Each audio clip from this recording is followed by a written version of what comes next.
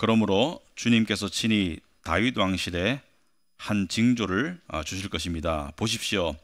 처녀가 잉태하여 아들을 낳을 것이며 그가 그의 이름을 임마누엘이라고 할 것입니다. 아멘. 앉으시기 바랍니다. 기도하도록 하겠습니다.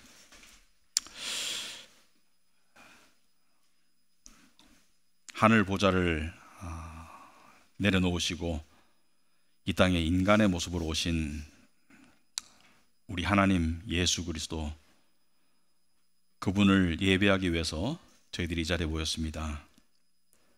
특별히 크리스마스가 다가오고는 있는데 주님의 오심을, 그 의미를 우리가 다시 한번 마음에 새기기를 원합니다.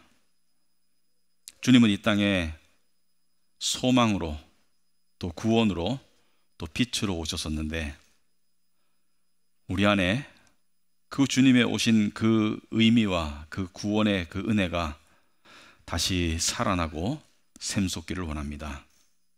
이 시간 말씀을 통해서 우리가 말씀의 진리를 접하고 또 행간을 읽으며 그 말씀 속에 담겨있는 의미와 또 뜻을 아는 것도 중요하지만 그 말씀 속에 담겨있는 하나님의 심정을 우리가 깨닫기를 원합니다. 하나님에 대해서 알게 하시고 또 더 나아가서 하나님을 알게 하여 주시옵시고 또 하나님을 알게 된 사람들에게 나타났던 그 은혜로운 변화를 우리가 보게 하시고 그 변화가 우리에게 있도록 주님 도와주시옵소서.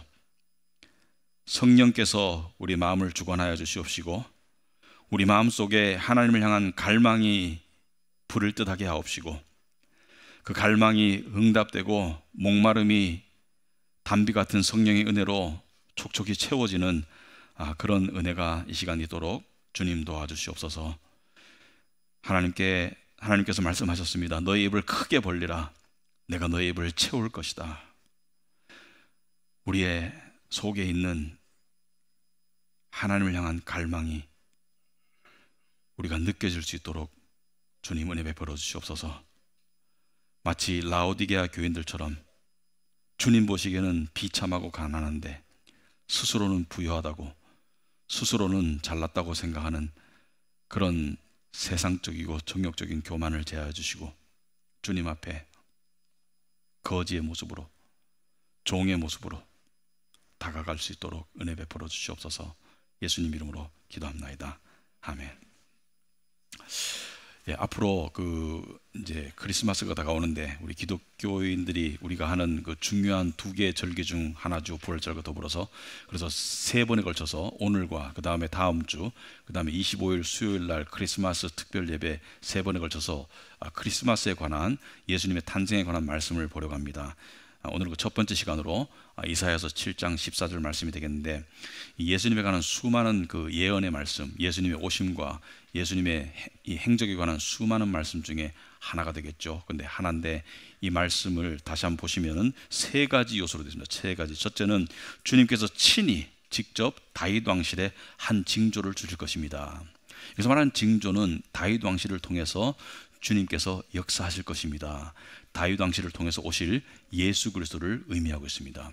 다윗 왕실을 통해서 다윗의 자손으로 오실 진정한 왕이신 예수님에 관한 예언이시고요. 그 다음에 두 번째는 보십시오. 처녀가 잉태하여 아들을 낳을 것이다. 두 번째 요소입니다. 처녀가 잉태하여서, 처녀가 임신해서 아들을 출산할 것이다. 세 번째는 그가 그의 이름을 임마누엘이라고 할 것이다. 임마누엘이라고 할 것이다. 여기서 임마누엘의 뜻을 살펴보면 임마누엘은 하나님이 우리와 함께 하신다 그런 뜻입니다. 그래서 이 오실 아들이 하나님이다. 그 세 가지를 이야기하고 있습니다. 그래서 이 예언의 내용을 자세히 살펴보시면 예수님의 예언에 관해서 어떤 것들은 상식적으로 납득이 돼요. 예를 들어서 예수님께서 이 십자가에 죽으실 때 그때 그 로마의 병사들이 예수님의 옷을 제비 뽑아 나눠 가질 것이다. 상식적으로 납득이 되죠. 예수님께서 베들레헴 땅에 나실 것이다. 상식적으로 납득이 되죠. 그러나 예수님께서 처녀의 몸에서 나실 것이다. 동정녀라는 것은 남자와 관계를 하지 않고, 그러니까 정자와 난자의 결합이라는 생물학적인 당연한 이치를 따르지 않고 오실 것이라는 거예요. 이거 초자연적인 그런 얘기죠.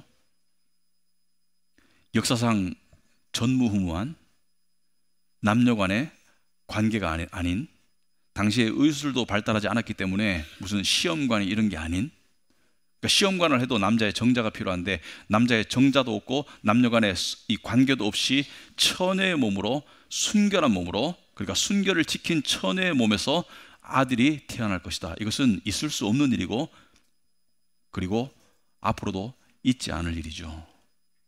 그 세 번째는 더 놀라운 예언이죠. 세 번째 말씀이 더 놀랍습니다. 세 번째는 임마누엘. 이 이름은, 그 이름을 임마누엘이라 할 것이다. 임마누엘 이름은 그 존재의 정체성을 말한다고 봤을 때, 여기서 임이라는 것은 함께라는 뜻이고, 누라는 것은 우리라는 뜻이고, 엘이라는 것은 하나님이라는 뜻이에요. 하나님이 우리와 함께 하신다. 우리와 함께 하실 하나님. 그러니까 이거 종합해서 보면 처녀의 몸에서 아들이 태어나는데 이 아들의 신분이 뭐예요? 하나님이다.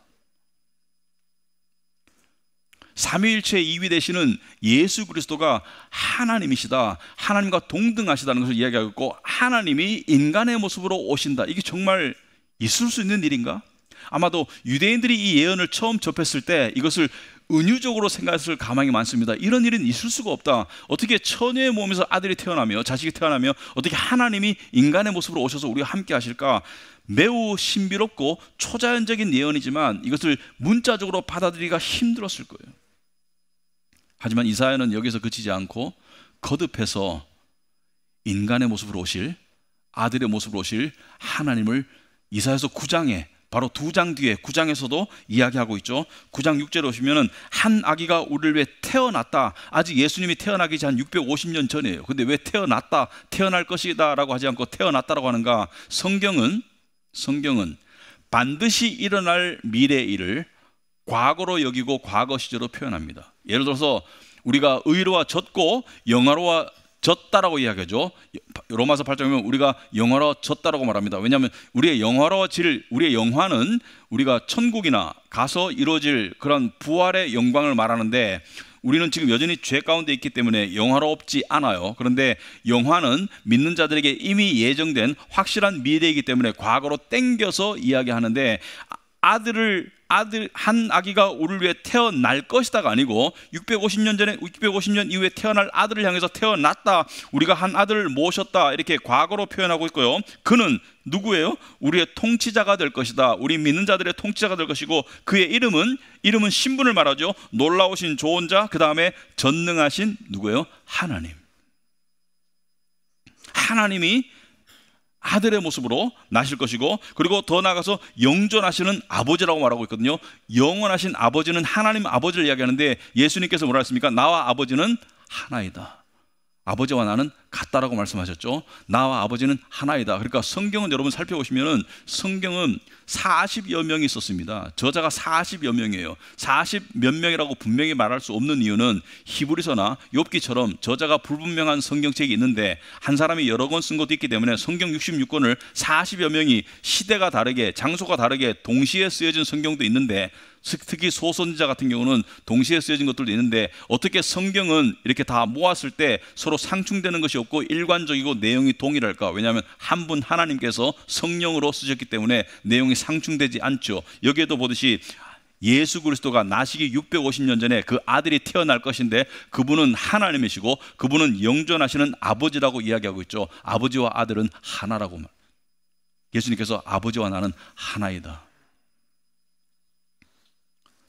그런데 이 인간의 모습으로 오신 예수님을 성경은 여러 가지로 표현하고 있습니다. 근데 그 중에 요한복음 1장에 보시면은 예수님을 빛이라고 표현하고 있습니다. 빛이다. 빛으로 오셨다. 요한복음 1장 4절에 그에게 대해서 생명을 얻었으니, 여기서 말하는 생명은 영생을 말하죠. 그 생명은 사람들의 빛이었다. 빛은 어둠 속의 빛은 소망이고 희망이고, 이것은 축복과 은혜를 말하는데 사람의 빛이었다. 그 빛이 어둠 속에서 비치니 어둠이 그 빛을 이기지 못하였다. 예수님을 빛이라고 표현하고 있고, 거기에 대비돼서 세상을 어둠이라고 이야기하고 있습니다. 그래서 오늘 이 설교는 빛과 어둠이라는 그런 틀 속에서 우리가 한번 풀어보자. 빛과 어둠이라는 틀 속에서 풀어보자. 오늘 제목이 동정녀 탄생, 어둠 속의 빛이라고 되어 있죠, 그죠? 어둠과 빛이라는 상태에서 살펴보자. 자, 어둠의 뜻이 뭐예요?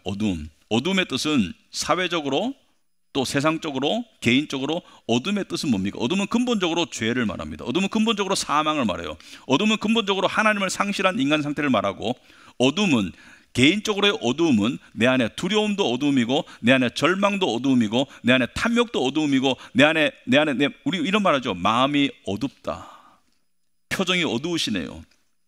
마음과 표정이 연결되어 있다면 요즘 왜 이렇게 표정이 어두우세요?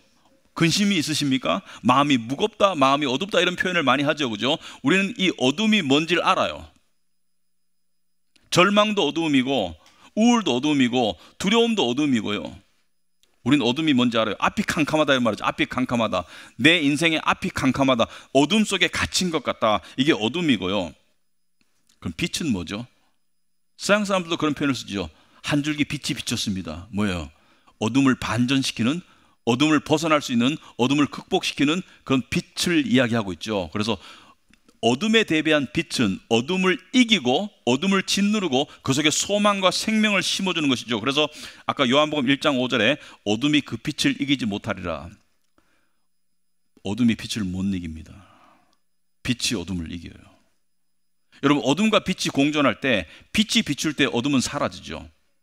그죠? 어둠과 빛이 함께 있을 때 빛만 드러나지 어둠은 사라지게 돼 있죠. 어둠은 빛을 못 이깁니다.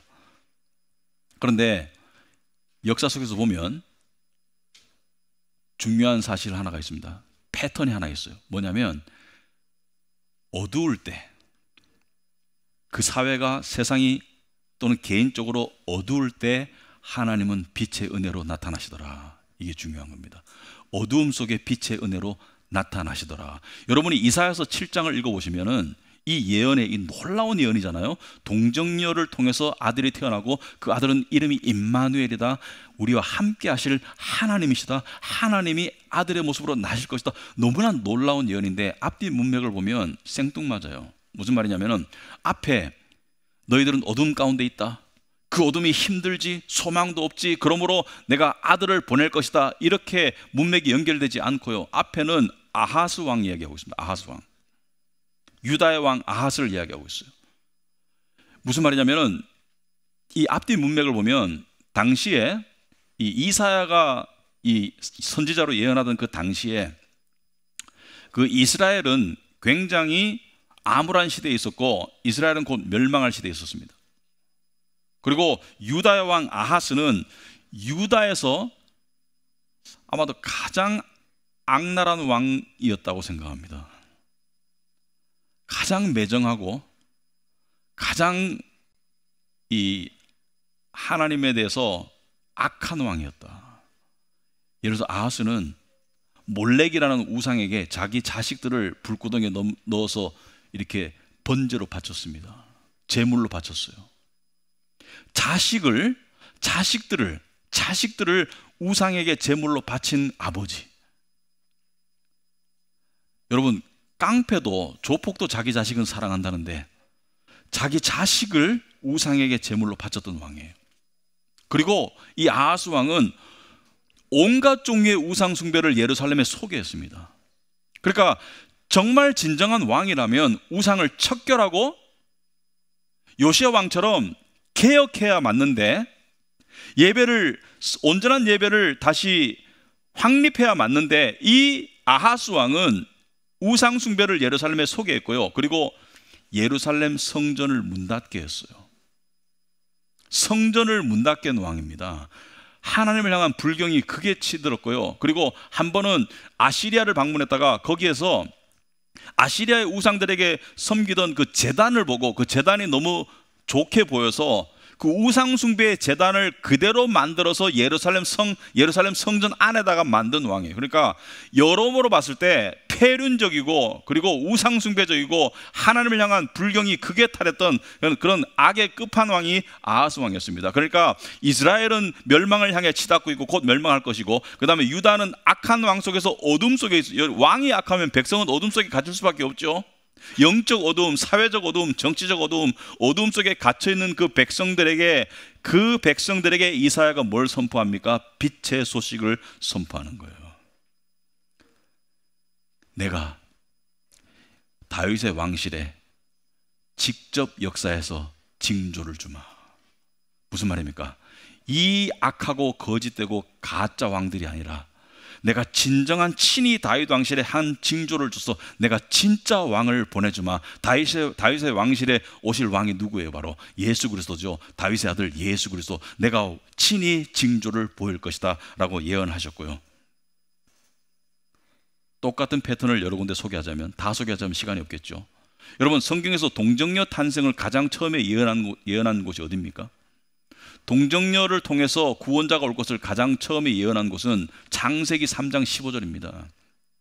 창세기 3장 15절에 보시면은 동정녀를 통한 그 여인의 자손의 이야기가 나와요. 그런데 어렴풋이 나오기 때문에 이것을 우리가 원시복음이라고 본다. 원시복음. 그러니까 복음에 대한 구체적인 메시지는 아니지만 이 복음이 주어졌는데, 이 창세기 3장 15절 보시면은 내가 너로, 여기서 말하는 뱀을 향한 저주입니다. 사탄을 향한 저주를 하실 때 하나님께서 아담과 하와, 선악과를 따먹은 아담과 하와를 하나님께서 저주하시고 벌하시고, 그 다음에 뱀에게, 사탄에게 저주하실 때 내가 너로 여자와 원수가 되게 하고 너의 자손을 여자의 자손과 원수가 되게 할 것이다. 여기서 말하는 여자의 자손이 누구예요? 바로 예수 그리스도. 예수 그리스도와 예수를 믿는 그 성도들을 여자의 자손들이라고 계시록에 나와 있죠. 그러니까 창세기도 그렇고 계시록도 그렇고 여자의 자손에 관한 이야기로 시작해서 여자의 자손에 관한 이야기로 끝나는데, 여기서 말하는 여자의 자손이 바로 예수 그리스도입니다.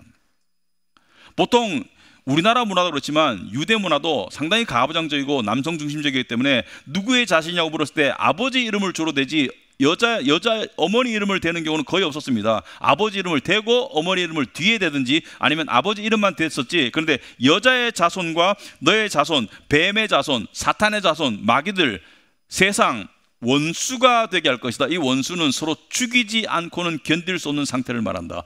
그런데 여자의 자손은 너의 머리를 상하게 할 것이다. 치명상을 입힐 것이다. 그래서 나중에 예수께서는 사탄을 저주하시고 징벌하셔서 지옥에 가두죠. 계시록 보면 사탄이 지옥에 갇히게 되고 영원한 형벌을 받게 되죠. 치명상을 입게 되죠. 하지만 너는 여자의 자손의 발꿈치를 상하게 할 것이다. 발꿈치는 찰과상에 불과합니다. 죽일 수 없어요. 사탄이 세상과 공모해서 예수님을 십자가에 못 박았지만 그것은 일시적인 것이고 예수님은 부활하셨죠. 다시 부활하심으로 그것을 극복하셨죠. 그러니까 이 둘 사이의 원수 상태에서 뱀의 후손은 여자의 후손에게 찰과상 정도를 입히겠지만은 여자의 후손은 뱀의 자손을, 사탄을 어떻게 해요? 사탄과 그의 추종자들 어떻게 해요? 마귀들과 믿지 않는 자들에게 치명상을 입힐 것을 이야기하고 있는데, 여러분, 이 예언이 주어진 당시를 상상해 보면 아담과 하와는 에덴의 낙원을 잃었습니다. 영생의 상태에 있다가, 그리고 정말 천진한 상태에 있다가 죄를 모르는, 죄와 사망 상태로 어둠의 나락으로 떨어졌고요. 하나님과 전혀 방해되지 않는, 그러니까 항상 열린 관계 속에, 축복 속에 있다가 하나님과 관계가 단절되는 그런 영적 어둠에 빠졌고요.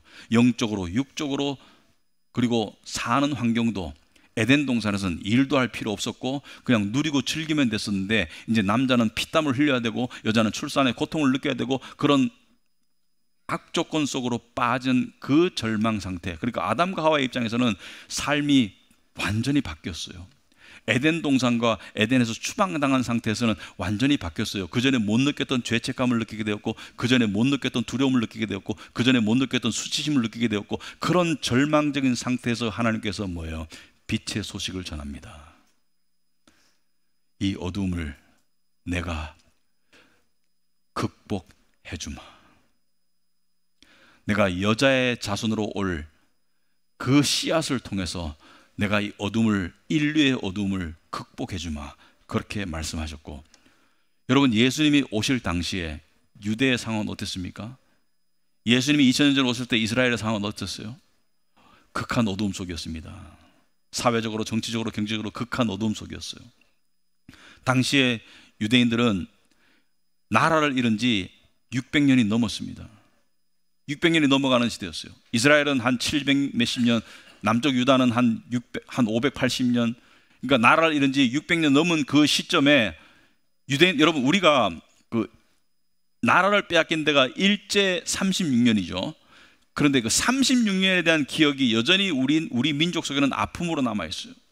근데 36년이 아니라 360년도 아니고 600여 년 동안 나라를 빼앗긴 상태에서 그들도 우리의 독립운동처럼 3.1운동처럼 그들도 기원전 2세기에 군대를 조직해가지고 그리스의 지배 상태에 있을 때 독립하려고 독립운동을 벌였다가 처절하게 박살당하고 그 대가로 제우스 신상이 예루살렘 성전에 세워지는 그 치욕을 당하게 되고 돼지고기가 제단에 바쳐지는 그 수모를 당하게 됩니다. 그런 처절한 역사를 거치고 이제는 독립의 소망도 없이 강대국 로마의 지배를 받으면서 사회적으로 천대받고 하류민족이고 그리고 가난했고 그리고 심지어 동족들이 동족들을 갉아먹는 세리들이 등장했던 그런 암담했던 시절이었습니다.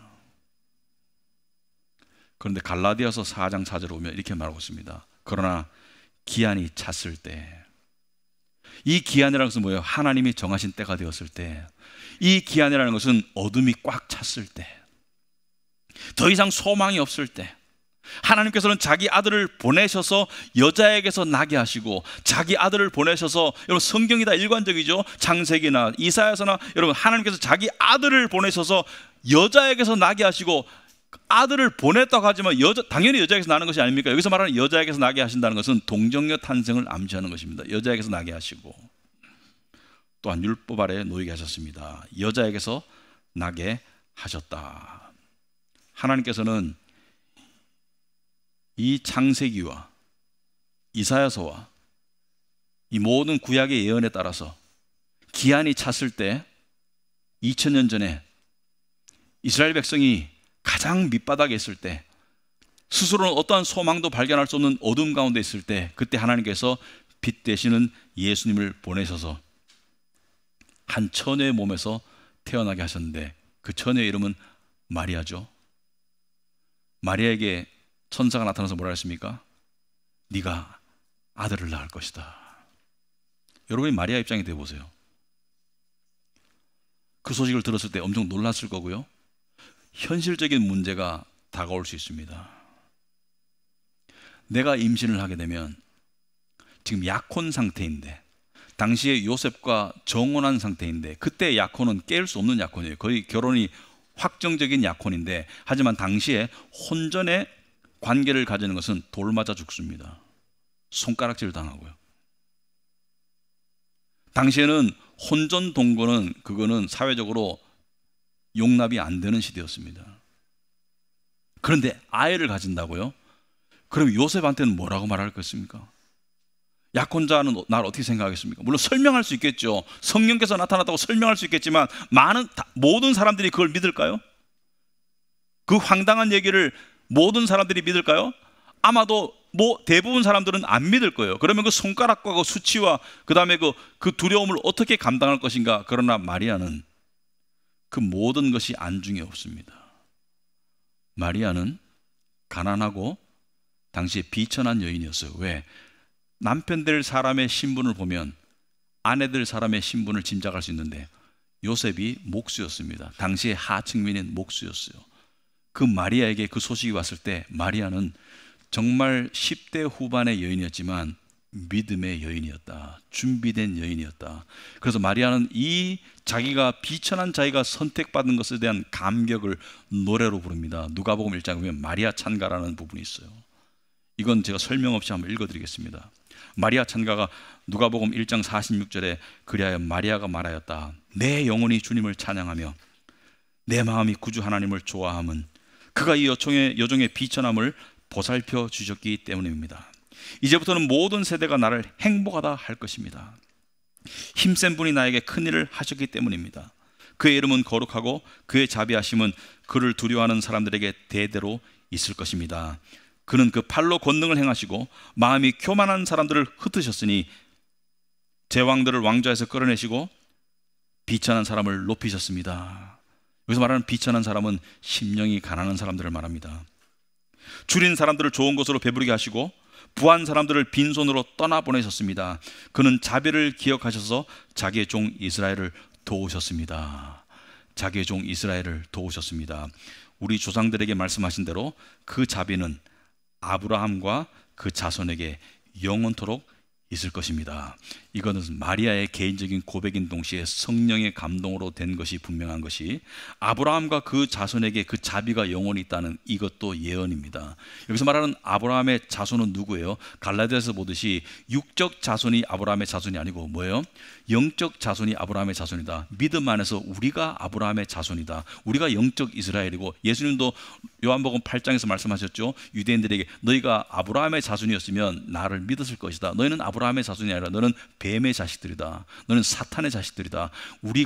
우리에게 그 자비가 영원토록 있을 것이라는 것은, 이 자비는 무엇을 말합니까? 구원을 말하죠. 구원의 은혜가 우리에게 영원히 있을 것이다. 자, 그런데 이 마리아에게 일어난 이 성령으로 임신한 이 사실, 배가 불러오겠죠. 주변 사람들이 수군거리기 시작할 것입니다. 물론 요한의 어머니, 세례 요한의 어머니는 이 마리아의 말을 믿었어요. 성령으로 잉태됐다는 것을 믿었습니다. 왜? 자기에게도 기적이 일어났기 때문에. 그런데 이 소문이, 이 소식이 요셉에게도 전달되었을 때 요셉의 마음은 어땠을까? 요셉은 아직 몰라요. 이 놀라운 사실을 몰라요. 여러분, 요셉의 머릿속에는 100% 마리아가 불륜을 저지른 거예요. 그 외의 추정은 불가능합니다. 그때 요셉에게는 엄청난 어둠이 다가왔다고 생각합니다. 엄청난 어둠이. 여러분, 요셉의 입장을 생각해요. 요셉도 아마 젊은 10대 후반이나 20대 초반, 당시의 문화로 봤을 때 그런 청년이었을 텐데, 아마도 당시에 약혼 기간을 가지는 것은 여러 가지 이유가 있겠지만 이 이유가 컸습니다. 결혼 생활을 할 수 있는 어떤 기반을 마련하기 위해서, 집도 장만하고 기반을 마련하기 위해서 요셉은 마리아라는 처녀를 약혼한 상태에서 속으로 사랑하고 연모했겠죠. 저 여자와 저 여인과 결혼해서 아름다운 가정을 이룰 꿈을 꾸고 있었을 거예요. 열심히 일해가지고, 열심히 목수로 일해가지고 돈을 벌어서 집장만 해가지고 빨리 내 각시를 맞아들여서 정말 아름다운 가정을 꾸미고 싶고, 서로 사랑하고 서로 아이들 낳고 서로 오손도손 살고 싶은 그 희망을 가지고 살았던 일개 청년입니다. 30, 40대의 중년이 아니에요. 당시 요즘 말하면 대학생도 안 돼요. 마음이 아직 푸릇푸릇한 그런 청년이에요. 아마도 10대 후반이었을 겁니다. 당시 문화적으로. 근데 그 마음에 이 소식이 어떻게 다가왔을까? 자기가 가지고 있는 모든 기대와 소망이 산산이 조각났어요. 그리고 그 배신감, 여러분 상상해 보세요. 요셉의 입장에 한번 대보세요. 그 배신감이 어땠을까? 나랑 정혼한 여자가 100% 다른 남자랑 불륜 관계에서 임신까지 하게 되었다는 소식을 들었을 때, 마리아가 그런 여자인 줄 몰랐는데 이런 생각이 들었을 거예요. 내가 아는 마리아는 그런 여자가 아닌데, 당연히 그렇죠. 마리아는 그런 여자가 아니었어요. 내가 아는 마리아는 그런 여자가 아니었는데 어떻게 마리아가 이런 짓을 나한테 할 수가 있지? 굉장히 어둠에 빠졌을 거예요. 굉장히 힘들었을 거예요. 아마도 하나님께 기도하면서 울었을 거예요. 하나님, 어떻게 저한테 이런 일이 발생했습니까?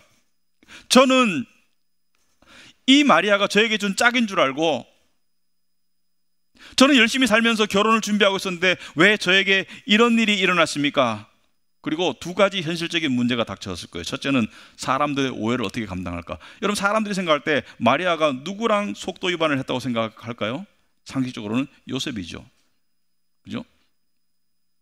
요셉 이외의 사람과 속도 위반, 이 불륜 관계에서 했다면 이것은 돌에 맞아 죽습니다. 당시의 법에 따르면 돌에 맞아 죽고, 요셉과의 관계에서라도 이건 사람들의 수치와 손가락질로 한 수치를 금할 수 없어요. 그러면 그 의심을 누가 받고 있어요? 요셉이 받고 있는 거예요. 마리아에게 임신시킬 사람은 요셉이라는 그냥 이 당연한 가정이 가능하기 때문에 요셉은 억울한 거예요. 그죠? 억울하죠. 자기는 아닌데, 난 아닌데. 여러분 같으면 어떻게 하겠어요? 일반 사람들 같으면 나는 아니라고 당장에 동네방에 소문냈을 거예요. 두 번째, 아까도 말했죠. 그 배신감, 그 분노, 마리아를 향한 그 배신감과 그 분노. 아마도 일반적인 유대인이었으면 당시의 법에 따라서 나는 이 여자와 관계를 하지 않았고 이 여자는 다른 남자와 불륜해서 임신을 했다라고 공개적으로 이야기하고 오늘날도 아랍 지역에서 일어나는 일처럼 돌로 쳐 죽였을 겁니다. 이런 상태에서 발각된 여인은 돌에 맞아 죽었어요. 예수님께서 가늠하다 붙잡힌 여인들에게 돌 던져서 죽이려고 하는 유대인들에게 하신 그 상황을 보면 당시의 문화 속에는 마리아는 돌에 맞아 죽는 게 맞아요. 그러니까 상식적으로 정상적으로는 이 요셉의 입장에서는 너무나 분하고 너무나 억울하고 너무나 배신감을 느끼고 그리고 사람들의 오해 속에서 이 너무나 극한 어두움 속에서 요셉이 취할 수 있는 선택은 아마도 10중 8구는 사람들에게 사실대로 이야기하고 마리아를 처벌하는 것이 요셉의 정당한 선택이었고 그렇게 해도 아무도 요셉을 손가락질하지 않았을 겁니다. 하지만 요셉은 달랐어요. 요셉은 겉으로는 평범하고 심지어 비천한 그런 청년이었지만 내면은 달랐어요. 요셉은 내면에 신앙의 성숙함이 있었습니다. 요셉은 아마 번민과 괴로움과 눈물의 시간이 있었겠죠. 그리고 이렇게 결심합니다. 내가 조용히 마리아를 떠나줘야 되겠다. 내가 조용히 마리아와 파혼해주고 그리고 마리아를 보호하려는 그런 마음까지 가지고 있습니다. 수치를 안 당하게 하고 안전하게 만들어줘서 그 마리아와 불륜 관계에 있는 남자와 새 살림을 살도록 내가 해줘야 되겠다. 그 이야기가 마태복음 1장 19절에 나오는데 여러분들이 이런 이야기를 읽을 때는 행간을 읽을 줄 알아야 돼요. 마리아의 남편 요셉은 의로운 사람이라서, 여기서 말하는 의롭다는 것은 뭐예요? 다른 말로 하면 사랑과 긍휼의 사람이었습니다. 용서의 사람이었어요. 여기서 말하는 의로움은 그냥 옳고 그름의 문제만 따지는 의로움이라면, 옳고 그름만 따지는 의로움이라면 당연히 마리아를 정죄했겠죠. 여러분, 성경에서 말하는 의로움은 옳고 그름을 따지는 그 의로움이 아니에요. 성경에서 말하는 의로움은 긍휼과 사랑을 포함하는 거예요. 어떤 사람은 옳고 그름은 잘 따지지만 사랑과 긍휼이 부족해요. 그것은 의로움이 아닙니다. 성경에서 말하는 의로움은 옳고 그름을 알지만 사랑과 긍휼도 함께 가는 것이 의로움인데, 약혼자에게 부끄러움을 주지 않으려고, 저는 이 말씀이 여러분 마음에 와닿아요. 약혼자에게 부끄러움을 주지 않으려고. 어떻게 이럴 수 있을까? 어떻게 이 젊은 친구가 이런 생각을 할 수 있을까? 가만히 파혼하려 하였다. 왜요? 마리아를 끝까지 보호하려는 것이죠. 여러분, 요셉이 마리아를 끝까지 보호한다고 자기한테 좋은 일이 생길 게 뭐 있어요? 자기는 이미 인생 망쳤는데. 요셉이 마리아를 이렇게 보호한다고 자기한테 돌아올 이익이 뭐가 있어요? 마리아를 여전히 위하는 모습, 자기를 배신한 원수 같은 여자이지만 여전히 보호해 주려는 모습. 그래서 그 약혼녀가 자기가 조용히 파혼해줘서 다리 어디 멀리 가가지고 그 불륜 관계에 있는 사람이랑 살림을 차리든지 어쨌든 간에 그냥 돌 맞아 안 죽고 살아가도록 해주려는 그런 결단을 했을 때 20절에 오시면은 반전이 오죠. 이 어둠 속에 빛이 다가옵니다. 요셉이 이렇게 생각하고 있는데 주님의 천사가 꿈에 그에게 나타나서 말하였다. 다윗의 자손 요셉아, 두려워하지 말고 마리아를 네 아내로 맞아들여라. 그 태중에 있는 아기는 성령으로 말미암은 것이다.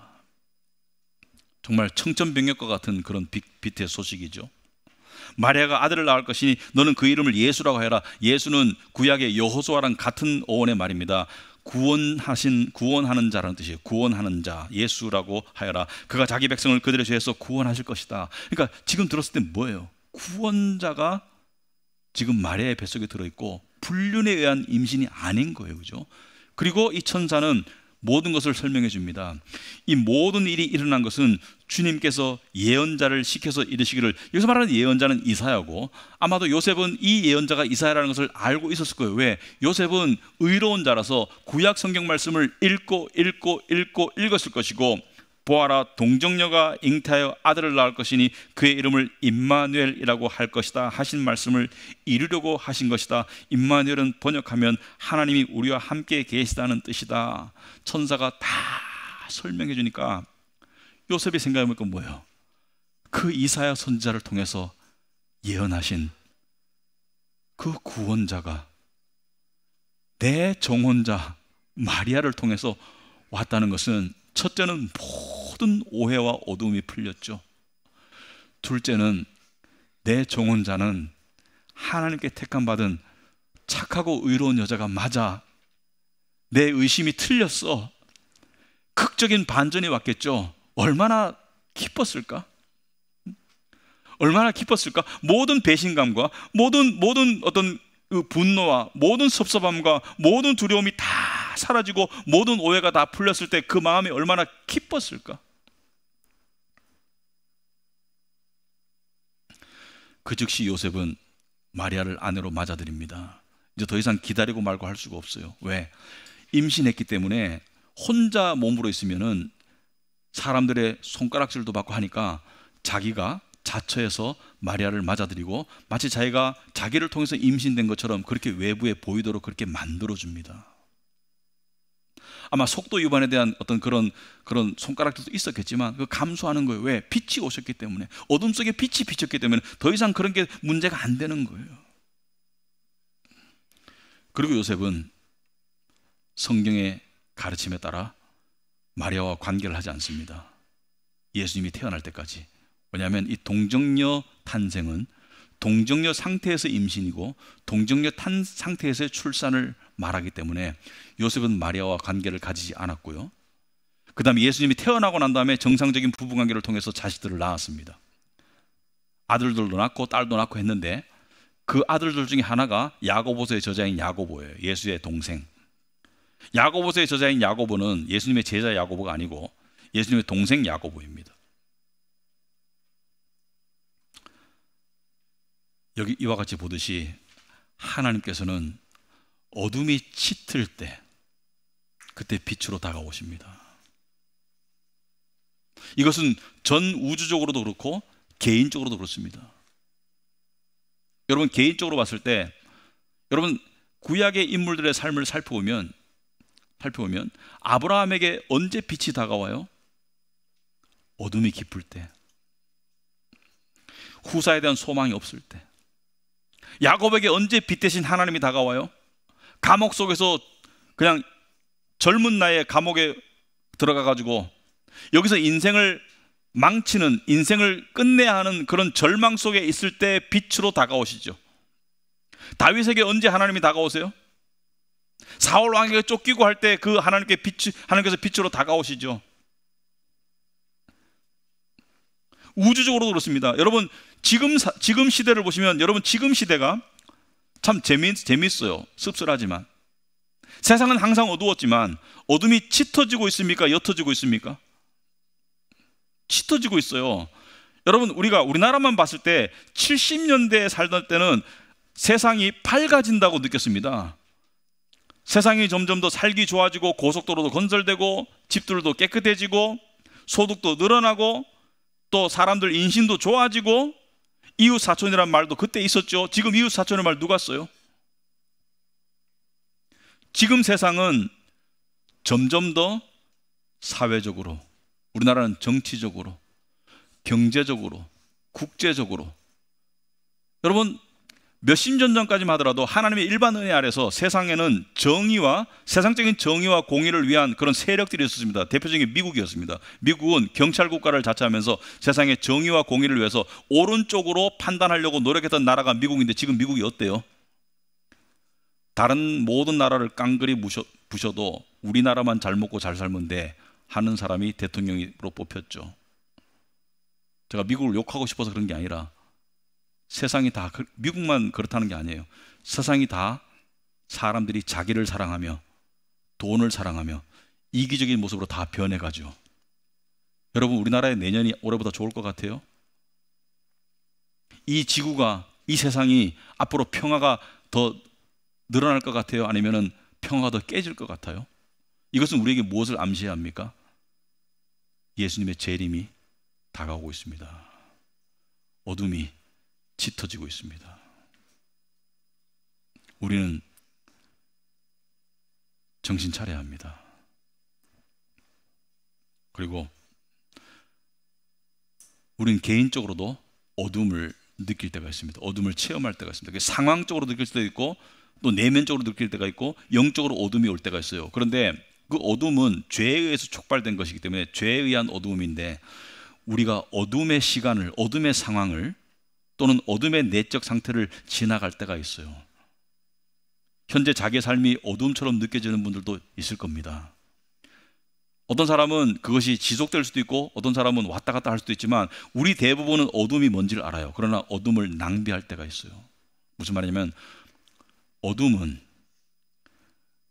은혜를 믿는 자들에게는, 믿는 자들에게 어둠은 하나님의 빛의 은혜를 체험하기 위한 준비 단계입니다.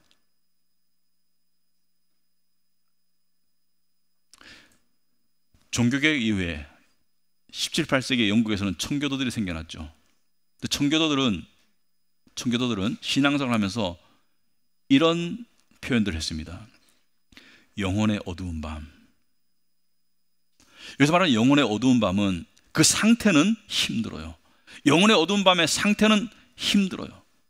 암울해요. 하지만 그 영혼의 어두운 밤은 뭐냐면은 은혜의 빛으로 나아가기 위해서 하나님이 준비시켜 주시는 영혼의 어두운 밤이다. 그게 상황적으로든 그게 내면적으로든 관계적으로든 상관없이 나에게 영혼의 어두운 밤은 개인 신앙이, 개인의 영적 상태가 한 단계 더 발전할 수 있도록 하나님께서 준비시켜주는 정화의 단계이고, 이것은 매우 절망적이고 자신이 끈떨어진 연같이 느껴지는 그런 절망 속에서, 그 속에서 하나님의 빛의 구원으로 나아가기 전 단계로 하나님께서 주시는 은혜라고 봤습니다.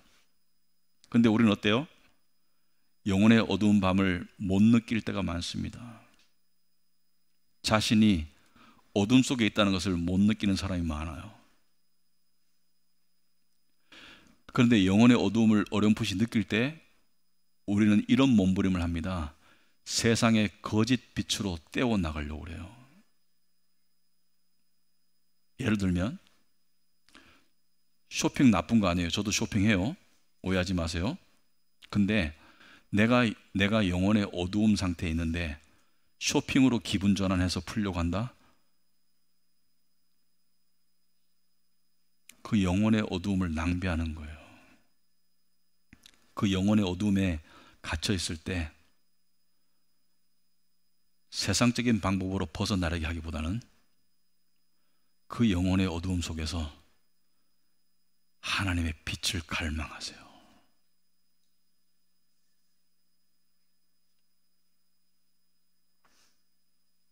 내가 상황적으로 어려울 때, 내가 관계적으로 힘들 때,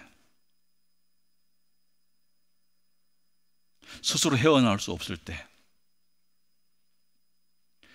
그때 그 어둠 속에서 하나님을 갈망하는 영혼들에게는 하나님께서 빛으로 나타나시는 은혜가 있습니다. 예수님이 태어나셨을 때, 그 어두운 사회 속에서, 어두운 시대 속에서 시므온이라는 노인은 구원자가 오실 것을 바라는 그 갈망으로 하루를 살다가 예수님께서 성전의 예물과 함께 성전에 바쳐지러 오셨을 때 그 메시아를 안고 기뻐했죠. 이제 죽어도 여한이 없다. 여러분, 구체적으로 말하자면 우울할 때, 답답할 때, 자신이 못나 보일 때, 무력하게 느껴질 때, 마음이 어두울 때 골방에 들어가세요. 그리고 주님께서 임마누엘의 하나님으로 저에게 와주세요. 우리와 함께 하시는 하나님으로 저에게 와주세요. 그 빛이 오면 모든 어두움은 사라지게 되어 있습니다. 어두움은 빛을 못 이깁니다. 하나님의 임재가 우리 안에 들어오면 모든 두려움과 모든 절망과 모든 아픔이 눈 녹듯이 녹게 될 겁니다. 문제는 그거 아닌 다른 방법으로, 내가 내 힘으로, 내가 내 머리로, 아니면 세상의 힘을 빌려서, 세상의 쾌락으로, 세상의 재미로 그 어두움을 이겨내려고 하는 몸부림을 멈추시고, 어떤 어두움은 임마누엘의 하나님께서 와주셔야 해요. 그래야지 우리 안에 진정한 변화와 믿음이 자랍니다. 그런 은혜가 우리에게 있기를 바랍니다. 특별히 지금 시대가 많이 어렵습니다. 앞으로 더 나아지리라는 보장이 없습니다. 아마도 점점 더 힘들어질 거예요. 세상은 점점 더 미쳐 날뛸 겁니다. 사는 것은 점점 더 힘들어질 거예요. 우리는 세상에서 소망을 찾을 수 없습니다. 우리의 참 소망은 빛 대신 예수님께 있고, 그분이 우리에게 오셨습니다. 오신 그분을 맞이하시기 바랍니다. 매일매일의 삶 속에서 기도하시겠습니다. 하나님 아버지, 참으로 감사합니다. 우리는 어두움 상태에서 스스로 자가 발전을 하거나 세상의 거짓된 유혹의 빛을 통해서 어둠을 몰아내려 가지만, 근본적으로 우리의 어둠은 그런 것으로 몰아내지지 않습니다. 빛 대신 주님만이 우리 어둠 안에 들어오셔서 어둠을 몰아내 주실 수 있습니다. 주님, 거지 같은 마음을 주시옵소서. 종과 같은 마음을 주시옵시고, 주님께 매달리는 그러한 신앙을 주시옵소서. 빛 대신 주님을 만나게 하옵소서. 그런 역사가 우리의 집안 곳곳에서 일어나기를 소망합니다. 예수님 이름으로 기도합나이다. 아멘.